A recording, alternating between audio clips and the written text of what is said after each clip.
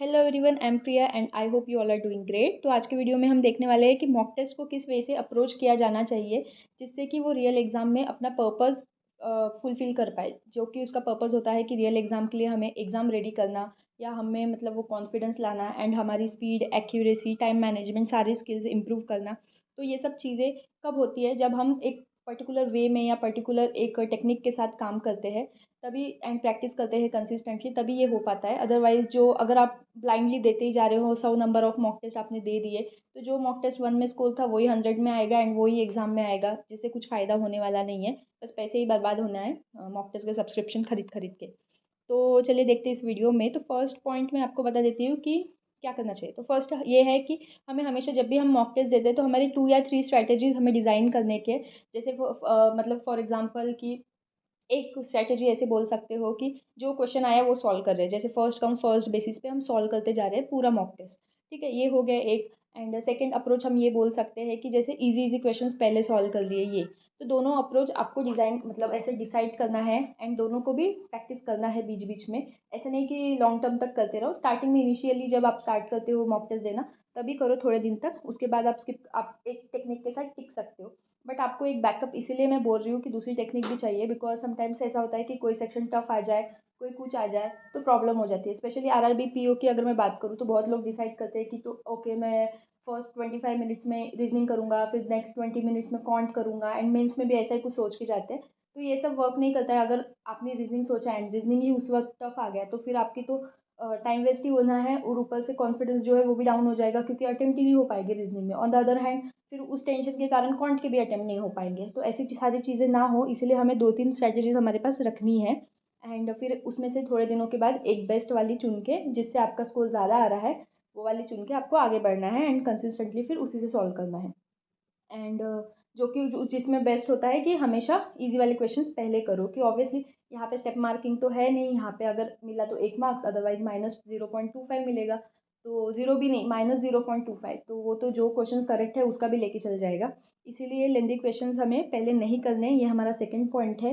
And जैसे हम graduation में करते थे कि पहले लेंदी सॉल्व करते थे फिर इजी करते थे, बट ये ग्रेजुएशन नहीं है, वहाँ पे स्टेप मार्किंग होती थी, यहाँ पे ऐसा कुछ नहीं है। तो इसीलिए हमें पहले अटेम्प्ट्स बढ़ाने के लिए एंड विथ एक्यूरेसी अटेम्प्ट बढ़ाने के लिए हमें इजी इजी जो हमारे कॉन्फिडेंस वाले टॉपिक है वो पहले करने हैं, चाहे वो लास्ट नंबर पे क्यों ना हो। तो इसको हमें skip and see and skip method में ऐसा बोलती थी कि हाँ सी देखना है हमें, क्वेश्चंस नहीं समझ में आ रहा है, स्किप स्किप स्किप करके हमें जो क्वेश्चंस आता है पहले वो सॉल्व करना है एंड उसके बाद ही फिर बाकी क्वेश्चंस को पढ़ते बैठना है। बिल्कुल देखना ही नहीं है। आपको पता है कि अगर रीजनिंग में आपने सिलॉक्स की बहुत इनफ प्रैक्टिस की, इनइक्वालिटी और एंड वो क्वेश्चंस आते ही है डेफिनेटली, तो उनको सर्च करो, पहले उनको सॉल्व करो। ज़्यादा टाइम नहीं जाता है स्किप करने में, बिकॉज अगर आप गलत पजल पे फंस गए या गलत क्वेश्चन पे फंस गए तो वो इजी वाले क्वेश्चन अटेम्प्ट नहीं होंगे एंड यहाँ पर डेफिनेटली एक्स्ट्रा मार्क्स तो नहीं मिलते हैं हमको कि हमने टफ क्वेश्चन सॉल्व किया। ये एंड वो थोड़ा सा होता है परसेंटाइल का मैटर, बट फिर भी स्कोर ही अगर नहीं करोगे, अटेम्प्ट ही नहीं करोगे तो परसेंटाइल का क्या ही करना है। तो नेक्स्ट पॉइंट ये है कि अगर कंपोजिट टाइम है एंड अगर सेक्शनल टाइम है तो दोनों में कैसे मैनेज करना है, कैसे टाइम मैनेजमेंट सीखना है। बिकॉज हम प्रैक्टिस जब करते हैं तो हमें दोनों एग्जाम को टारगेट करके ही करना पड़ता है ना। हम सेपरेटली ओनली आरआरबी पीओ या ओनली एसबीआई पीओ ऐसा तो टारगेट नहीं कर सकते। हम सारे एग्जाम को एक साथ लेके चलते हैं। तो जैसे कि कंपोजिट टाइम आरआरबी के एग्जाम्स में होता है तो उस वक्त क्या करना है, हमें सारे सेक्शन के ईजी वाले क्वेश्चन पहले कर लेने हैं, चाहे प्री हो या मेंस हो। तो मैं इसको 3 टाइप्स में डिवाइड करती थी कि फर्स्ट राउंड में मैं पूरे सेक्शन के इजी इजी जो मुझे 100% श्योर हूँ मैं वो ही टिक करती थी, चाहे जीए हो या कंप्यूटर हो या कोई इंग्लिश हो या कोई भी सेक्शन हो।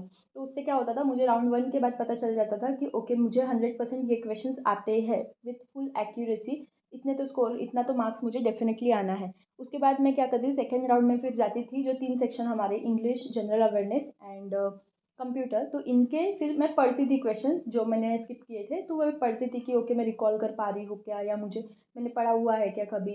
तो वो अगर आता है तो करती थी, अदरवाइज स्किप कर देती थी एंड वो सेकंड राउंड में करती थी। तो सेकंड राउंड के बाद भी हमें पता चल जाता है कि ओके ये भी ऑलमोस्ट 100% करेक्ट ही है, हमें तुक्के तो डेफिनेटली नहीं मारने हैं। मैं एक्यूरेसी की बात मैं आगे करती हूँ।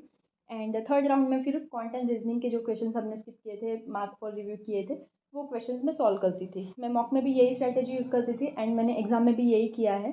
तो इससे अच्छा, इससे मतलब ये होता है, फ़ायदा होता है कि अगर हमें मतलब पैनिक नहीं होते, हम सारे सेक्शंस को बैलेंस करके चलते हैं तो पैनिक नहीं होते, क्योंकि एक आधा सेक्शन अगर टफ आ गया एंड आप उसी को 15 मिनट या सपोज आधा घंटा देख कर बैठ गए, तो बाद में फिर आगे के सेक्शंस अफेक्ट होते हैं। इसीलिए पहले इजी सॉल्व कर लेना है।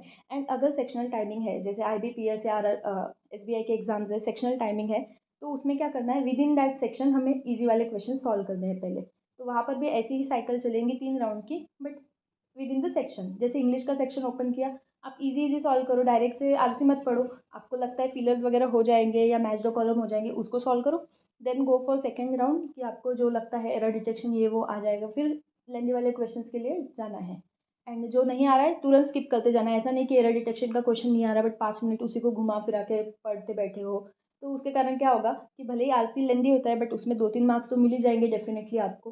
तो वो चीज़ें इफेक्ट होती है। अगर आप यहाँ पे टाइम वेस्ट कर दोगे तो उसके लिए टाइम ही नहीं बचेगा। तो ऐसी सारी गलतियाँ हमें नहीं करनी है, तो ये मॉक में ही हमें प्रैक्टिस करते जाना है। ठीक है।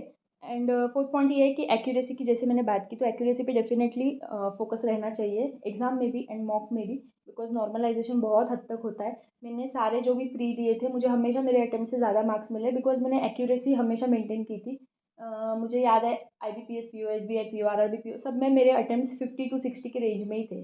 RRB PO में तो मेरे 53 अटेम्प्ट्स थे, समथिंग 53 या 52 प्री में, बट मुझे मार्क्स आए थे 57-58 एंड कट ऑफ भी 53 था। अगर सोचो मैंने 2 या 3 क्वेश्चन गलत कर दिए होते, तो मैं तो कट ऑफ, मुझे नॉर्मलाइजेशन के मार्क्स भी नहीं मिलते, उल्टा नेगेटिव मार्किंग से मेरे जो आए थे वो भी कट जाते। तो मुझे तो फिर प्री ही नहीं निकलता मेरा, तो आज मैं RRB PO भी नहीं होती। तो इसीलिए एक्यूरेसी बहुत मैटर करती है। एंड नेक्स्ट पॉइंट है कि always analyse your mock. Strength and weakness की मैं हमेशा बोलती हूँ कि स्ट्रेंथ एंड वीकनेस पे फोकस करो, बट वो कहाँ से आएगा, एनालिसिस करोगे तभी आएगा। एंड एनालिसिस के लिए भी कुछ ज़्यादा एफर्ट्स हमें डालने हैं नहीं, बिकॉज बहुत सारे प्लेटफॉर्म्स है वो डायरेक्टली एनालिसिस दे दे, देखिए आपकी ये स्ट्रेंथ है, ये वीकनेस है, आपने यहाँ पे इतना टाइम वेस्ट किया, यहाँ पे इतना रॉन्ग किया। तो ये सब के लिए मैंने एक वीडियो मॉक टेस्ट पे बनाया था कि कौन से मॉक टेस्ट है एंड हमें हमारे प्रिपरेशन के हिसाब से कौन से कैसा मॉक टेस्ट चूज़ करना चाहिए। बिकॉज ऐसे नहीं कि आज पहली बार पढ़ाई करने बैठे हो एंड जाके ऑल यू बोर्ड या प्रैक्टिस मॉक दे रहे हो, उससे तो फिर टाइम वेस्ट ही होगा एंड कॉन्फिडेंस अलग, डर लग जाएगा, वो अलग बात है। प्रैक्टिस मॉक दे रहे हो फर्स्ट डे में, तो आपने तो सोच लेना है कि अरे बैंक के एग्जाम तो UPSC से भी टफ है, ऐसा लग जाएगा, क्योंकि उनका मतलब क्वेश्चन का लेवल्स वैसा होता है। तो उसके लिए एक प्रॉपर आपकी प्रिपरेशन होने के बाद वो जा सकते हो आप उस मॉक टेस्ट पे। तो ये सब के लिए एक वीडियो में डाल दूंगी डिस्क्रिप्शन में, वो देख लेना। एंड नेक्स्ट पॉइंट है कि जब हम प्रैक्टिस करते हैं तो हमेशा टाइमर यूज़ कीजिए। मैंने हमेशा बोला है, ऑफलाइन पढ़ रहे हो या ऑनलाइन तो क्विजेस के फॉर्म में टाइमर मिलता ही है, बट ऑफलाइन पढ़ रहे हो तो please use timers. So the next point is कि जब हम मॉक देते हैं तो हमेशा क्रिएट एग्ज़ाम एटमॉस्फेयर, मतलब try to create exam atmosphere, कि जैसे ऐसा नहीं कि आप पहले जैसे बैठ के दे रहे हो, सो कर क्विज दे रहे हो, ऐसा नहीं करना है हमें।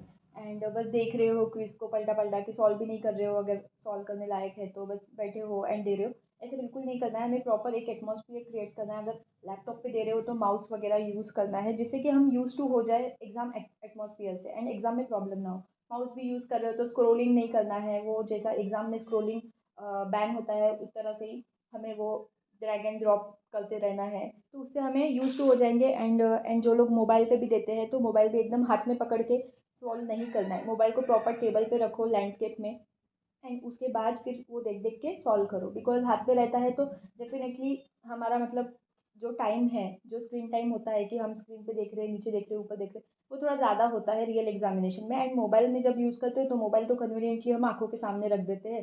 जैसा आप पेपर पे सॉल्व करते हैं तो पेपर के बाजू में मोबाइल रख देते हो, तो ऊपर देखने की ज़रूरत ही नहीं आती। तो वो डेफिनेटली आपको मॉक टेस्ट में तो स्पीड मिलेगी, बट रियल एग्जाम में तो वो इफेक्ट होना ही है। तो इसीलिए वो सब चीज़ें ना हो, इसीलिए हमें पहले से ही ये सब प्रैक्टिस करनी है। एंड ये छोटी छोटी चीज़ें बहुत मैटर करती है। मैंने एक्सपीरियंस किया है मेरे साथ, मेरे बहुत सारे फ्रेंड्स जब हम बातें करते हैं, अभी बैंक्स में है डिफरेंट डिफरेंट, तो हम बातें करते हैं तो सब लोग बोलते हैं कि अरे मैंने ऐसे किया था, मैंने वैसे किया था। तो ये सिर्फ मेरा एक्सपीरियंस नहीं है, ये सबका कंसोलिडेटेड एक्सपीरियंस है जो मैं आपको शेयर करती हूँ। सो नेक्स्ट पॉइंट है कि हमेशा एक मेमो बनाइए, मतलब आपके इसका स्कोर कार्ड्स का, मतलब मॉक टेस्ट के स्कोर्स का। तो उसमें कुछ नहीं, 5 डब्बे बना लो कि डेट क्या थी, किस डेट को आपने मॉक टेस्ट दिया, एग्जाम कौन सा था, मतलब RRB PO का दिया, SBI PO का दिया, SBI क्लर्क का दिया, and so on. And score क्या आया, परसेंटाइल क्या आया, एंड एक्यूरेसी कितना परसेंट थी। बस ये आप डेली नोट करो, कुछ ज़्यादा टाइम नहीं लगता, 1 मिनट की बात है वो। एंड डेली नोट करो पेपर पे, एंड आप ही देखोगे कुछ टाइम के बाद आपकी कंसिस्टेंसी, अगर अगर वो मॉक में कुछ इफेक्ट हो रहा है कि नहीं। एंड मॉक में अगर इंप्रूवमेंट नहीं हो रहा है, उसका मतलब आपने ऊपर के पॉइंट्स फॉलो ही नहीं किए, जो मैंने बताया कि एनालाइज करो, वीकनेसेस नोटिस करो, एंड उसके बाद उसकी प्रॉपर प्रैक्टिस करो।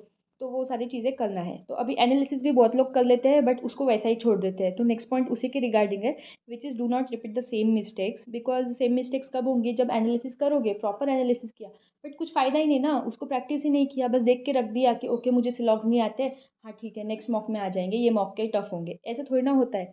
तो इसीलिए उसके लिए हमें क्या है, फिर एक जाके पीडीएफ डाउनलोड करो या 5-6 क्विज़ेज़ दो सिलॉग्स के। अगर कॉन्सेप्ट ही नहीं पता है तो जाके कोई वीडियोज़ देखो टीचर्स के एंड कॉन्सेप्ट लर्न करो। तो ये सारी चीज़ें हमें करनी है, तभी जाके वो एनालिसिस का कुछ फ़ायदा होगा एंड वो हमारी वीकनेस स्ट्रेंथ में कन्वर्ट होगी।